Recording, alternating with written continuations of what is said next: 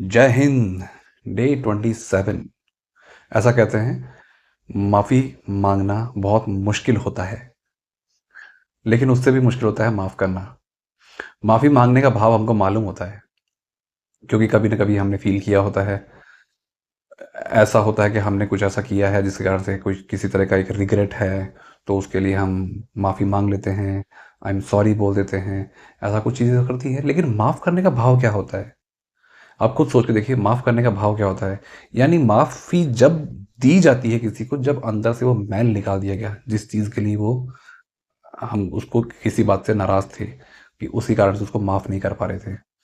वो मैल निकालना बहुत मुश्किल होता है, हर कोई निकाल नहीं पाता। सामने वाला चाहे माफ़ी मांग भी लेता है, लेकिन फिर भी कई बार नहीं निकल पाता। और ये जो है ना, ये एक ब्लॉकेज की तरह से बन के इकट्ठा हुआ हुआ पड़ा रहता है बहुत लंबे टाइम तक।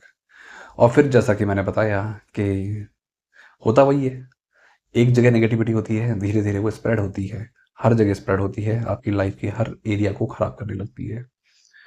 माफ करना सीखिए, माफ करना सीखिए। ऐसा हम सोचते हैं कि भाई सामने वाले ने हमारे साथ में बुरा किया है, तो वो हमसे माफ़ी मांगे पहले, फिर हम उसको माफ़ करेंगे। वो माफ़ी मांग भी लेता है, तब भी हम उसको माफ़ कर नहीं पाते। ये वाला भी भाव होता है। तो माफ़ी मांगने की प्रैक्टिस तो हम कर ही रहे हैं, होपोनोपोनो कर रहे हैं, लव वाइब्रेशन सेंड कर रहे हैं, बहुत सारी चीज़ें हैं। माफ़ करने का भाव, इसकी प्रैक्टिस भी करना ज़रूरी है।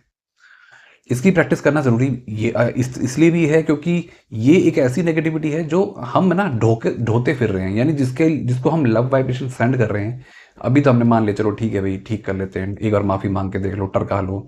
लेकिन ऐसा होता नहीं है। एक्चुअली जब तक हम उसको प्रॉपर उसको माफ़ नहीं करते, जब तक आप उसको माफ़ नहीं करेंगे, तब तक उससे माफ़ी मांग भी नहीं पाते।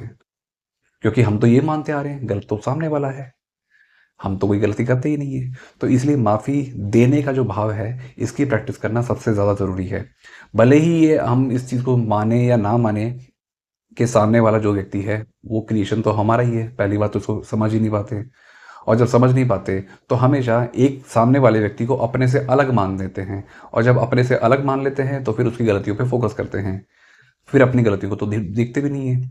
तो इसीलिए एक बार अगर ये वाला भाव मन में नहीं आ रहा कि वो और मुझसे अलग नहीं है, सामने वाला अलग है और वो गलत है, उसने गलती की है, तो ठीक है। उसको अपना बनाने से पहले, उसको अपना बनाने के लिए, उससे माफ़ी मांगने से पहले उसको माफ़ कर दो।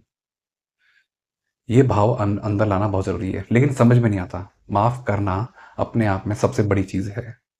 कैसे करोगे?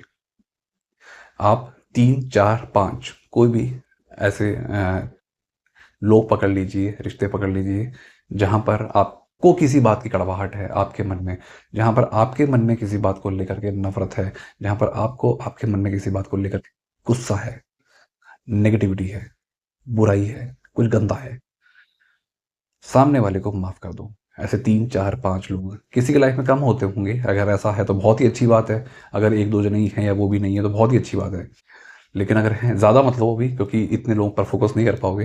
मोटे-मोटे तौर पे सबसे ज़रूरी जो 3 4 5 लोग हैं, 3 से कम मत लेना, 4 से ज़्यादा, 5 से ज़्यादा मत लेना। जिनके नहीं हैं उनकी तो फिर क्या ही करेंगे, यानी 1 2 ही हैं तो वो तो लेंगे ऐसा। तो ऐसे करके 3 से 5 लोग आपने ले लिए। ज़्यादा नहीं, आपको मुश्किल से 1.5 से 2 मिनट देना है इसके लिए, 1.5 से 2 मिनट। कभी भी किसी भी टाइम रिलैक्स मूड में अंदर बेड पे सोते टाइम कर लो उसको, रात को जब सोने जा रहे हो उस टाइम पे कर लो उसको। बस आंखें बंद करके एक एक करके उनको पकड़ लो, एक एक करके। एक बार में माफ़ी नहीं दी जा पाती, मैं मानता हूँ। एक एक करके पकड़ लो, एक एक करके वो पांचों को, 3 या 5 जो भी हैं उनको पकड़ लो। पहले को पकड़ा, जस्ट सिंपली, हे भगवान, मैं मेरे मन में ये एक ब्लॉकेज था, मेरे मन में ये एक भाव पड़ा हुआ था, मैं इस इंसान से नाराज़ था, इस इंसान के लिए मेरे मन में कुछ नेगेटिविटी थी, मैं इसको माफ़ करता हूँ। एक बार कर दीजिए माफ़। मैं इसको माफ़ करता हूँ। भगवान को साक्षी मान के उसको माफ़ कर दो। एक बार करो। आपको लगता है सामने वाला अभी भी गंद पे गंद मचाया जा रहा है, तो भी माफ़ कर दो एक बार। अगर वो आपका अपना है, बहुत अपना है, उसको माफ़ कर दो।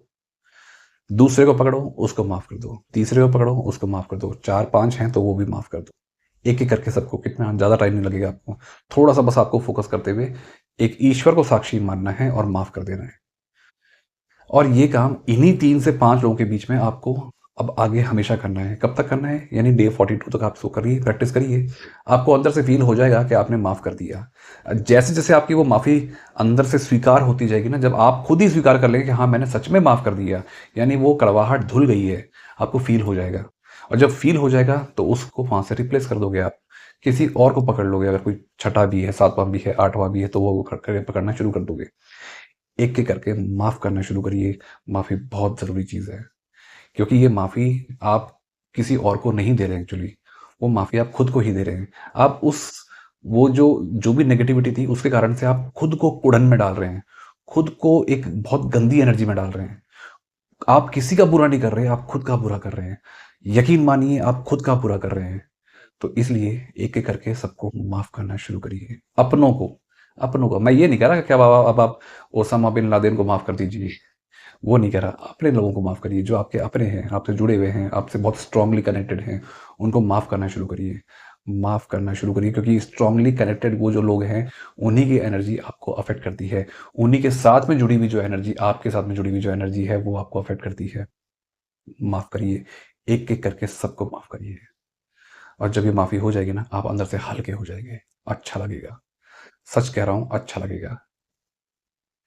तो करिए माफ़ी, मिलेंगे नेक्स्ट वीडियो में। जय हिंद।